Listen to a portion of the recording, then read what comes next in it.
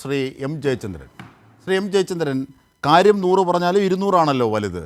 ഈ മൂന്നാം ഊഴവും പിണറായി അല്ലെങ്കിൽ ഇടതുപക്ഷം തുടരും എന്ന ഒരു ധ്വനി രാഷ്ട്രീയമായ ഒരു യാഥാർത്ഥ്യമായി കടന്നു വരികയും അത് ചർച്ചകളിൽ എത്തുകയും ചെയ്യുമ്പോഴാണ് പല വിധത്തിലുമുള്ള അലോസരങ്ങൾ ഉണ്ടാകുന്നത്, പല കേന്ദ്രങ്ങളും അലോസരപ്പെടുന്നത്. നോക്കൂ, നവ ഫാസിസവും ഫാസിസവും തമ്മിലുള്ള വ്യത്യാസം അറിയാത്തവരല്ല മാധ്യമങ്ങൾ. ആ അവസ്ഥയിൽ ഫാസിസത്തെ ചെറുക്കാനുള്ളതിൽ വെള്ളം ചേർത്തു എന്ന രീതിയിൽ അത് പ്രചരിപ്പിക്കുകയും അതിന് ഇന്നിപ്പോൾ പ്രകാശ് കാരാട്ട് മറുപടി പറയാൻ നിദാനമായ വി.ഡി. സതീശൻ്റെ വാക്കുകളടക്കം അവിടേക്ക് മാറി നിന്ന് കൊതിയും നുണയും പറയുന്നത് പോലെ ഒരു വസ്തുതകളുമായി ചേരാത്ത യെച്ചൂരിയുടെ കാര്യം അടക്കം എടുത്തിട്ട് ഈ കാര്യങ്ങളെയൊക്കെ മറ്റൊരു ദിശയിലേക്ക് തിരിക്കാൻ പോകുന്നതിൻ്റെയും ഉത്സുകത മറ്റൊന്നല്ല. ആ എന്തൂസിയാസം എവിടെ നിന്നാണ് ഉണ്ടാകുന്നതെന്ന് നമുക്ക് മനസ്സിലാകും. അപ്പോൾ ഇതിനൊക്കെ മാധ്യമങ്ങൾ കൂടി കൂട്ടു നിൽക്കുന്ന ഒരു ചേരുവയായി രൂപപ്പെടുത്തുന്നു. ഒരു ക്രിയേറ്റീവ് രാഷ്ട്രീയം, അതിനെ വിമർശിക്കാം, അതിൽ എന്തെങ്കിലും കുഴപ്പങ്ങളുണ്ടെങ്കിൽ വിമർശിക്കാം. അങ്ങനെ ഒരു സ്വയം വിമർശനത്തിൻ്റെ പ്രക്രിയ തന്നെയാണ് പാർട്ടി കോൺഗ്രസ്സുകളിലൂടെ സമ്മേളനങ്ങളിലൂടെ CPIM ഉദ്ദേശിക്കുന്നത്. പക്ഷേ അതിനൊക്കെ അപ്പുറത്തേക്ക് ഘടകവിരുദ്ധമായി ഒരു പൈങ്കിളി വൽക്കരണത്തിലേക്ക് കാര്യങ്ങളെ കൊണ്ടുപോകുന്ന തരത്തിലേക്ക് അപക്വമായി സമൂഹത്തെ മാറ്റുന്നു. മാധ്യമങ്ങൾക്ക് അതിന് ഉത്തരവാദിത്തമുണ്ട്, കേരളത്തിലെ പ്രതിപക്ഷത്തിന് അതിൽ വലിയ ഉത്തരവാദിത്തമുണ്ട്. ഇങ്ങനെ ഒരു പശ്ചാത്തലം ഉണ്ട്. ശ്രീ എം ജയചന്ദ്രൻ. അജിംഷാദ്, അതിൽ എനിക്ക് ഒരു വിയോജിപ്പ് എന്താണെന്നറിയാമോ? ഞാൻ സതീശനെ അങ്ങനെ എൻഡോഴ്സ് ചെയ്ത് സംസാരിക്കാൻ ആഗ്രഹിക്കാത്ത ഒരാളാണ്. പ്രകാശ് കാരാട്ടും അങ്ങനെയാണ്. പക്ഷേ അദ്ദേഹത്തിന് പറയേണ്ടി വന്നു. കാരണം ബൈബിളിൽ ചെകുത്താനെ കുറിച്ച് പറഞ്ഞാൽ അത് ചെകുത്താന് സ്വീകരണമാവുന്നതല്ലോ. ഞാൻ അങ്ങനെ ചെകുത്താനുമായി ഉപമിച്ചതല്ല, ഞാൻ അല്ലാതൊരു ഉപമ പറഞ്ഞതാണ്. അതായിക്കോട്ടെ. കാരണം ഇതുപോലുള്ള ഒരു സമ്മേളനത്തിനെ അതിന്റെ ആ ഒരു ഗൗരവത്തിലും അതർഹിക്കുന്ന വ്യാപ്തിയിലും ചർച്ച ചെയ്യാൻ കഴിവില്ലെങ്കിൽ അത്തരക്കാർ മിണ്ടാതിരിക്കണം. പക്ഷെ അത് ചെയ്യില്ല. മുങ്ങുന്ന കപ്പലിലിരുന്ന് കുടുംബമഹത്വം പാടുന്ന ആൾക്കാരെ പോലെയാണ് ഇത്തരക്കാരുടെ ഈ ജൽപ്പനങ്ങളെ ഞാൻ ഇന്നും കേൾക്കുന്നതും കാണുന്നതും. അതിന്റെ അപ്പുറത്തേക്ക് ഇത്തരക്കാരുടെ കാര്യങ്ങൾക്ക് അഭിപ്രായം പറയേണ്ടതില്ല എന്നാണ് എൻ്റെ ഒരു താല്പര്യവും. അതുകൊണ്ട് ഞാൻ സതീശന്റെ പ്രസ്താവനകളിലേക്ക് കൂടുതൽ പോകേണ്ടതില്ല എന്നാണ് തോന്നുന്നത്. പക്ഷെ മറ്റൊരു കാര്യമുണ്ട്, സതീശൻ ഇങ്ങനെ പറയുമ്പോഴും സതീശനെ പേടിപ്പിക്കുന്ന ഒരു പ്രശ്നമുണ്ട്. ആ പ്രശ്നം എന്താണ്? ആ പ്രശ്നം മുമ്പിലുള്ള യാഥാർത്ഥ്യങ്ങളാണ്. പ്രതിപക്ഷ നേതാവ് എന്നുള്ള നിലയിൽ 2021 വി.ഡി. സതീശൻ പ്രതിപക്ഷ നേതാവാകുന്നത്. ആ പ്രതിപക്ഷ നേതാവ് എന്ന നിലയിൽ സതീശനെ ഭയപ്പെടുത്തുന്ന സംസ്ഥാനത്തിന്റെ പ്രവർത്തന മികവിന്റെ യാഥാർത്ഥ്യം മുമ്പിൽ നിൽക്കുന്നുണ്ട്.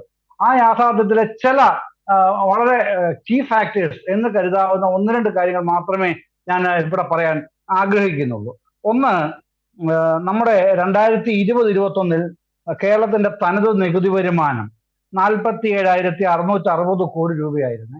47,660 കോടി രൂപ തനത് വരുമാനം 2020-21 ഈ രണ്ടാം പിണറായി സർക്കാരിന്റെ തുടക്കത്തിൽ. ഇതിപ്പോ ഈ മാസം അവസാനിക്കുന്ന സാമ്പത്തിക വർഷം അവസാനിക്കുന്ന ഈ നടപ്പ് സാമ്പത്തിക വർഷത്തിൽ അത് 81,000 കോടി രൂപ കവിയും. ഓർക്കണം, ചെറിയ കാര്യമല്ല. കേന്ദ്രം ഇത്രയും കഴുത്തിന് പിടിച്ച് ഞെരുക്കിയിട്ടും ഈ 4 വർഷം കൊണ്ട് കേരളം നേടുന്ന നേട്ടം എന്ന് പറഞ്ഞാൽ 70% വർധനവാണ് തനത് വരുമാനത്തിന്റെ വളർച്ച. സ്വാഭാവികമായും ആരെയും അമ്പരപ്പിക്കുന്ന, പ്രത്യേകിച്ചും പ്രതിപക്ഷ ഭാഗത്ത് നിൽക്കുന്ന നേതാക്കളെ അമ്പരപ്പിക്കുന്ന വളർച്ച തന്നെയാണ് ഈ തനത് വരുമാനത്തിന്റെ ഇത്തരത്തിലുള്ള വളർച്ച. ഇന്ത്യയിൽ മറ്റൊരു സംസ്ഥാനത്തിനും എപ്പോഴും അഭിമാനപൂർവ്വം സംഖ്യകളെല്ലാം ഉയർത്തി കാണിക്കുന്ന ഗുജറാത്തിൽ പോലും ഈ തരത്തിലുള്ളൊരു മികവിന്റെ ഗ്രാഫ് കാണാനില്ല. അപ്പൊ അതെങ്ങനെയാണ് നമ്മൾ നേടിയത്? അതിനൊരു കൃത്യമായ ഒരു വഴിയുണ്ട്. ആ വഴി എന്ന് പറയുന്നത് കഴിഞ്ഞ 2022 നവകേരള ഈ വിഷൻ അവതരിപ്പിക്കുന്നത്. പക്ഷെ അതിനു മുൻപ് തന്നെ രണ്ടാം പിണറായി സർക്കാരിലേക്ക് എത്തുന്ന ഘട്ടത്തിൽ തന്നെ അവതരിപ്പിക്കുന്നുണ്ടല്ലോ മാനിഫെസ്റ്റോ, പ്രകടന പത്രിക. ആ പ്രകടന പത്രികയിൽ തന്നെ വിഷൻ എന്താണ് എന്നുള്ളത് പറയുന്നുണ്ട്. ആ വിഷൻ അനുസൃതമായിട്ടുള്ള പ്രവർത്തന രീതിയാണ് ഗവൺമെന്റ് മുമ്പോട്ട് വെക്കുന്നത്. ആ പ്രവർത്തനമാണ് 2022 സംസ്ഥാന സമ്മേളനത്തിൽ കൊച്ചിയിൽ, എറണാകുളത്ത് മുഖ്യമന്ത്രി പിണറായി വിജയൻ അവതരിപ്പിച്ചത്. അതിന്റെ ഒരു വിലയിരുത്തൽ, സമഗ്രമായ വിലയിരുത്തൽ നടക്കുന്നുണ്ട് ഈ സമ്മേളനത്തിൽ. അത് പിന്നെ പ്രതിനിധികൾക്ക് 5 ഭാഗങ്ങളായി കൊടുത്ത റിപ്പോർട്ടിൽ ആ വിലയിരുത്തലുണ്ട്. അതിനൊപ്പം ഇന്ന് 4 മണിക്ക് മുഖ്യമന്ത്രി അവതരിപ്പിച്ച നവകേരള വികസനത്തിന്റെ പുതുവഴികൾ എന്നുള്ള ആ നയരേഖ, ആ നയരേഖയിൽ അതിന്റെ കുറച്ചുകൂടെ എലാബറേറ്റഡ് ആയിട്ടുള്ള ഒരു വെർഷനാണ് ഉള്ളത്. ഏതൊക്കെ മേഖലകളിലാണ് വികസിക്കേണ്ടത്, അത് പിന്നെ പ്രാദേശിക വികസനത്തിന്റെ വലിയ സാധ്യതകൾ ആ പിന്നെ മുഖ്യമന്ത്രിയുടെ 4 മണിക്കുള്ള സെഷനിൽ അവതരിപ്പിച്ചു കഴിഞ്ഞു എന്നാണ് ഞാൻ മനസ്സിലാക്കിയത്. പ്രാദേശിക വികസനത്തിന് അനന്ത സാധ്യതകളോടൊപ്പം തന്നെ ഇപ്പോ കഴിഞ്ഞ ഏതാനും ദിവസങ്ങൾക്ക് മുമ്പ് സമാപിച്ച ഗ്ലോബൽ സമ്മിറ്റിന്റെ, കൊച്ചിയിൽ സമാപിച്ച ഗ്ലോബൽ സമ്മിറ്റിൽ സമർപ്പിക്കപ്പെട്ട 1,52,000 കോടി രൂപയുടെ പുതിയ നിക്ഷേപ സംഗതികൾ, അതടക്കമുള്ള കാര്യങ്ങളാണ് ഈ ചർച്ചയിലേക്ക് വരുന്നത്. അപ്പൊ സതീശന്മാർക്ക് സ്വാഭാവികമായും കാലിളകിയേ മതിയാവൂ. കാരണം 42 പേരെയും കൊണ്ടാണ് ഈ തേര് തെളിച്ചുകൊണ്ടിരിക്കുന്നത്, UDF എന്ന തേര് തെളിച്ചുകൊണ്ടിരിക്കുന്നത്. ഇവിടെ LDF-ൽ CPM-ന് മാത്രമുണ്ട് 62 പേരെന്ന് ഓർക്കണം. അതിനോടാണ് മല്ലടിക്കാൻ അവർക്ക് ഏറ്റുമുട്ടേണ്ടി വരുന്നത്, നിരന്തരം മല്ലടിച്ച് നിൽക്കേണ്ടി വരുന്നത്. അപ്പൊ ഇതുപോലുള്ള എന്തെങ്കിലും പിന്നെ ഈ എന്താണ് ആൾക്കാരെ സുഖിപ്പിക്കുന്ന, മാധ്യമങ്ങൾക്ക് സുഖം നൽകുന്ന എന്തെങ്കിലും സംഗതികൾ ഇട്ടുകൊടുക്കുക എന്നുള്ളതാണ് സമീപകാലത്തായി അദ്ദേഹം നിരന്തരം പരിശ്രമിച്ചു വരുന്ന ഒരു തന്ത്രം. അത് കനകോലുവിന്റെ തന്ത്രമാണെന്ന് ഗോവിന്ദമാഷ് തന്നെ പലവട്ടമായിട്ട് പറയുന്നുണ്ട്. ആയിരിക്കാം, അല്ലായിരിക്കാം.